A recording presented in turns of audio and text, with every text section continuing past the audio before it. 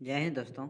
तो आज हम एडुटेरिया की जो पीएसएससी इंटर स्तरीय प्रैक्टिस सेट आई है उसमें आज हम प्रैक्टिस सेट 2 को इस वीडियो में सॉल्व करेंगे। इससे पहले हमने प्रैक्टिस सेट 1 को सॉल्व कर लिया है और उसका जो लिंक है वो इस वीडियो की डिस्क्रिप्शन में दिया हुआ है, तो आप वहाँ पर जा कर के उसे भी देख सकते हैं। तो चलिए शुरू करते हैं। पहला प्रश्न है, फ्यूज का सिद्धांत संबंधित है। फ्यूज का सिद्धांत संबंधित है किससे? तो ऑप्शन ए, विद्युत के ऊष्मीय प्रभाव से। अगला सवाल है, यदि एक गोली दर्पण को किसी द्रव में डुबोया जाता है तो उसकी फोकस दूरी क्या होगी? तो उसकी फोकस दूरी अपरिवर्तित रहती है। यदि एक गोली दर्पण को किसी द्रव में डुबोया जाता है तो उसकी फोकस दूरी अपरिवर्तित रहती है। अगला सवाल है, प्रकाश तरंगों के एक माध्यम से दूसरे माध्यम में जाने पर जो चर प्रभावित होते हैं वह है। तो ऑप्शन ए, वेग और तरंग धैर्य। वेग और तरंग धैर्य।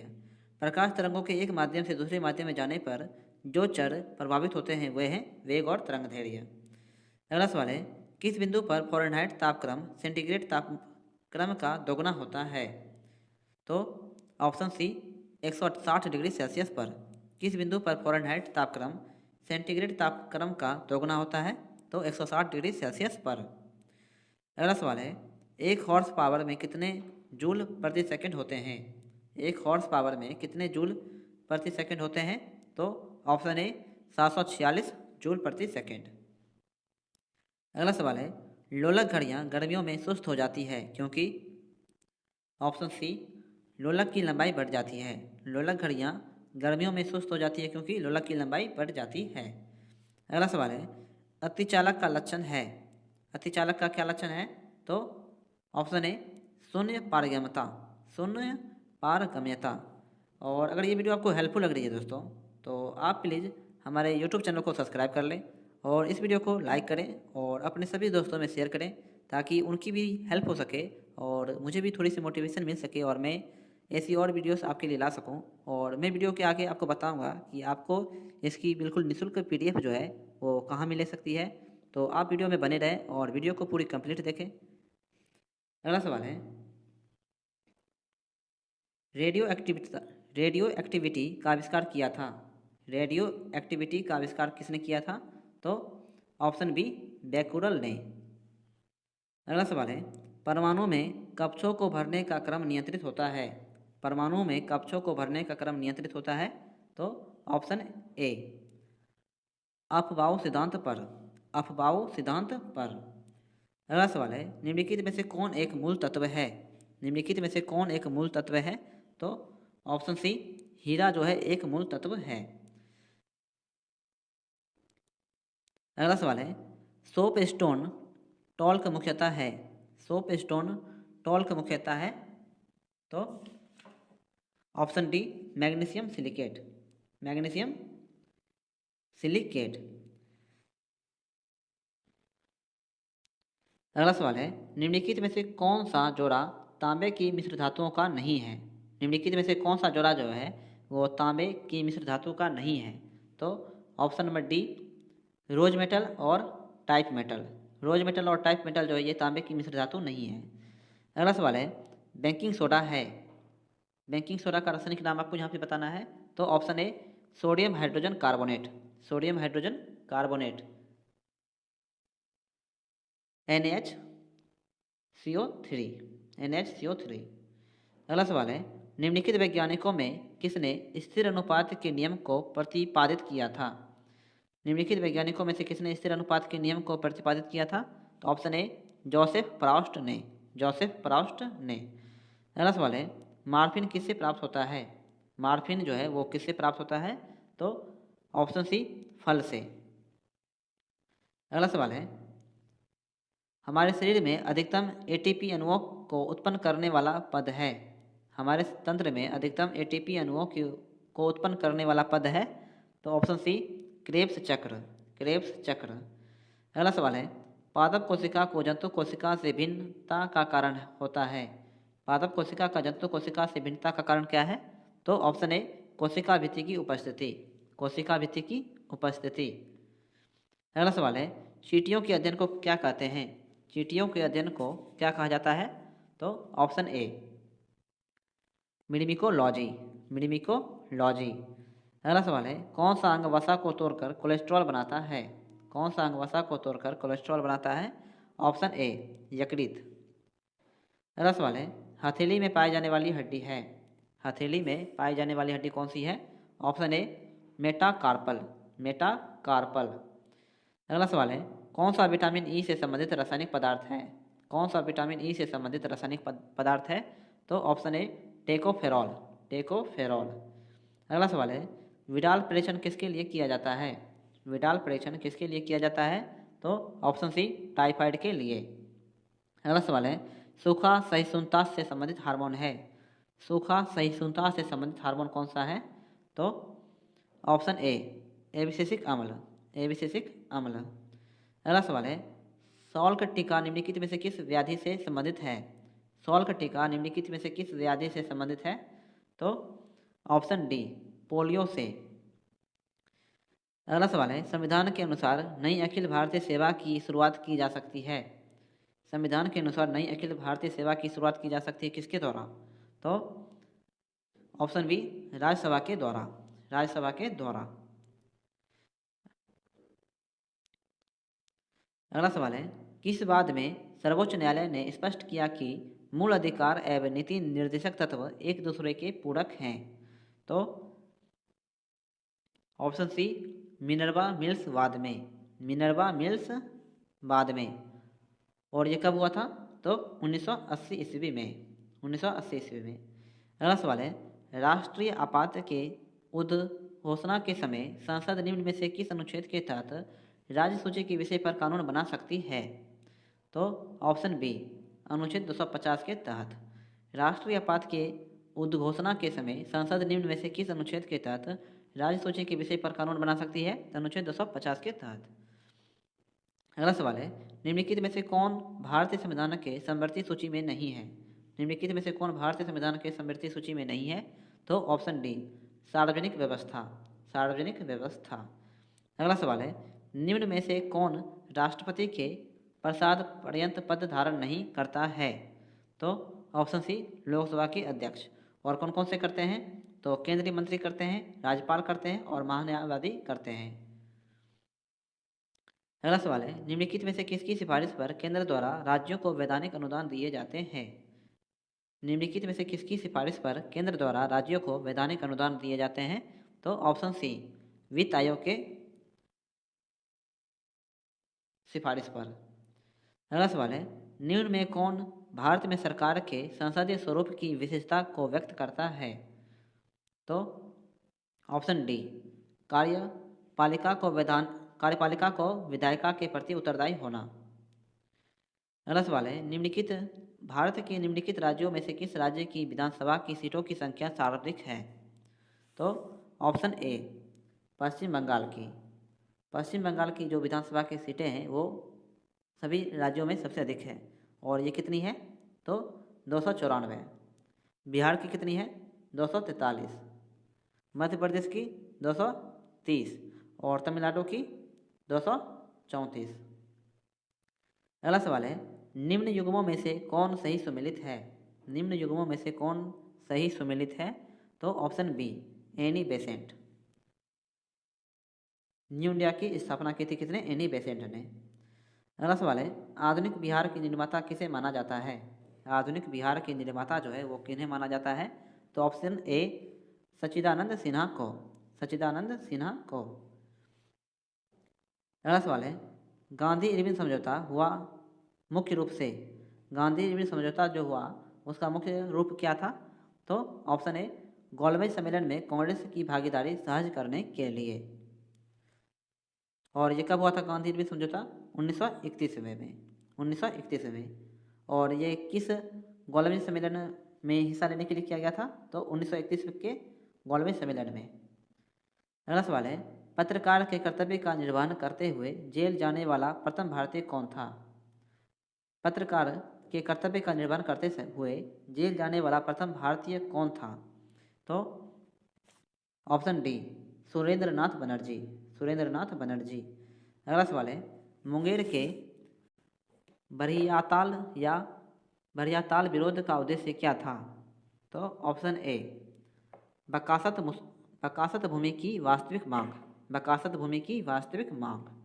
अगला सवाल है, निम्नलिखित में से किस शासक के सिक्कों पर नाव का चिन्ह अंकित मिला है? नाव का चिन्ह अंकित मिला है किस शासक के सिक्कों पर? तो ऑप्शन सी यज्ञश्री सतकर्णी के, यज्ञश्री सतकर्णी के सिक्कों पर। अगला सवाल है, कौन सा सुल्तान नया धर्म चलाना चाहता था किंतु उलेमा लोगों ने विरोध किया? तो ऑप्शन बी अलाउद्दीन खिलजी ने। कौन सा सुल्तान नया धर्म चलाना चाहता था किंतु उलेमा लोगों ने विरोध किया था? तो अलाउद्दीन खिलजी ने। अगला सवाल है, निम्नलिखित शासकों में से किस एक ने 4 अश्वमेध संपादन किया था?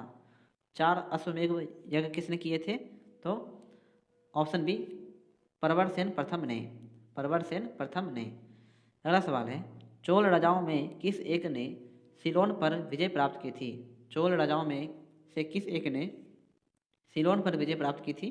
तो ऑप्शन सी राजेंद्र प्रथम ने, राजेंद्र प्रथम ने।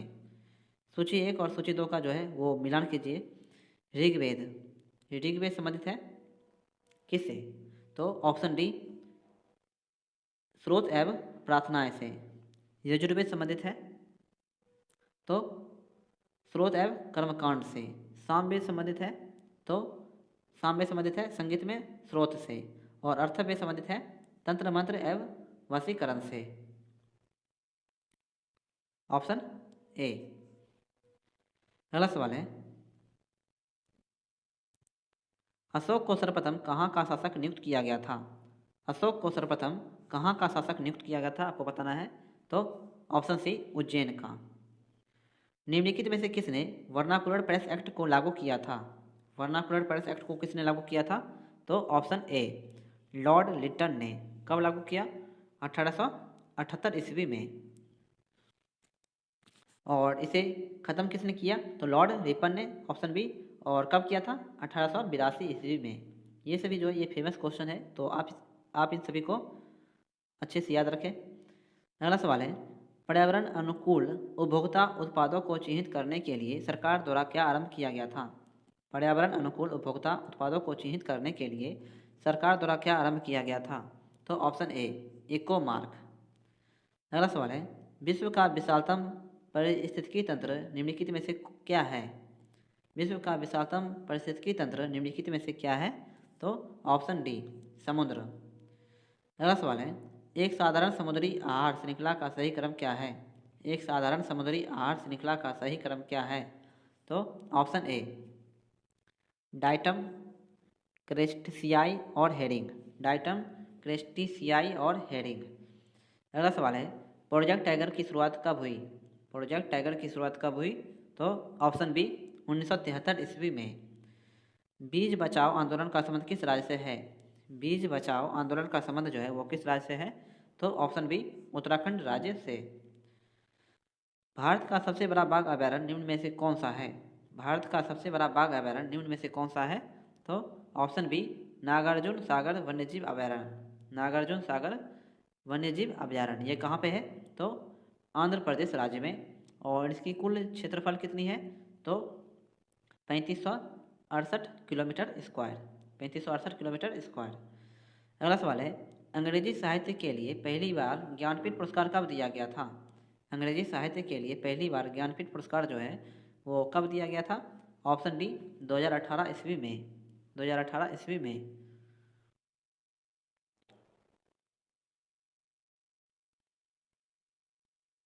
अगला सवाल है, बर्फानी तूफान किस प्रकार की आपदा है? बर्फानी तूफान जो है वो किस प्रकार की आपदा है? तो ऑप्शन ए वायुमंडलीय आपदा, वायुमंडलीय आपदा। अगला सवाल है, भारतीय परमाणुक समय निर्धारित किया जाता है। भारतीय परमाणुक समय निर्धारित किया जाता है तो ऑप्शन डी 82 डिग्री 30 मिनट पूर्वी देशांतर से। 82 डिग्री 30 मिनट पूर्वी देशांतर से। और ये कहाँ से होकर गुजरती है? तो इलाहाबाद से होकर के। अगला सवाल है, वेगनर के महाद्वीपीय विस्थापन का सिद्धांत संबंधित है। वेगनर के महाद्वीपीय विस्थापन का सिद्धांत संबंधित है किससे? तो ऑप्शन ए महाद्वीप एवं महासागरों की उत्पत्ति से। महाद्वीप तथा महासागरों की उत्पत्ति से। अगला सवाल है अटकामा का मरुस्थल स्थित है। अटकामा का मरुस्थल स्थित है कहाँ पे? तो ऑप्शन डी दक्षिणी अमेरिका में। दक्षिणी अमेरिका में। अगला सवाल है निम्नलिखित में से कौन सा युग्म सही नहीं है? निम्नलिखित में से कौन सा युग्म जो है वो सही नहीं है आपको बताना है। तो ऑप्शन डी लानोज चिली ये गलत है। पंपाज कहाँ की घास के मैदान है? तो अर्जेंटीना के। वेल्ड कहाँ के हैं? तो दक्षिण अफ्रीका के। और डाउन्स कहाँ के घास के मैदान है? तो ऑस्ट्रेलिया के।